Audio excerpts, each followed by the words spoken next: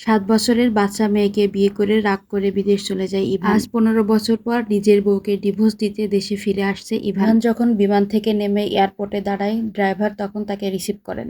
Ivan গাড়িতে উঠে বসে, তারপর নিজের বাড়ির উদ্দেশ্যে রওনা দেন। আজ প্রায় 15 বছর পর নিজের দেশে ফিরেছে সে। সময়ের পরিবর্তনে তার প্রিয় শহর সম্পূর্ণ নতুন হয়ে গেছে। গাড়ির গ্লাস ওপেন করে মিষ্টি রোদ নিজের গায়ে মাখেন সে।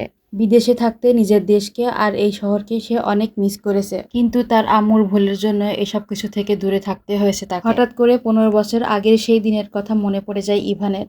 অরুণা বেগম ইভানের মা, যিনি একজন গৃহিণী, এবং তার বাবা রাশেদ চৌধুরী একজন ব্যবসায়ী। শহরে তার বাবার অনেক সুনাম রয়েছে, কারণ তিনি একজন ভালো মানুষ। অরুণা বেগমের বান্ধবীর নাম রাশেদা বেগম, যার স্বামী একটা অ্যাক্সিডেন্টে মারা যান, যার ফলে বাধ্য হয়ে তিনি চৌধুরী বাড়িতে থাকেন। তার একটা ছোট্ট 7 বছরের মেয়ে রয়েছে, যার নাম ইনায়া। ইনায়ের কথা মনে করতে তার ঘৃণা হয়, তবুও সে অতীতের কথা মনে করতে থাকে। ইনায়া তখন খুব ছোট, মাত্র 7 বছর বয়স, আর তখন ইভানের বয়স 15 বছর ছিল। ইভান ছোটবেলা থেকে পড়াশোনায় খুব ভালো ছিল, সেই হিসেবে তার বিদেশে যে পড়ালেখা করার ইচ্ছে ছিল। ইনায়া খুব ছোটবেলা থেকেই খুব দুষ্টু প্রকৃতির মেয়ে, কিন্তু ইভান খুব শান্ত ছিল।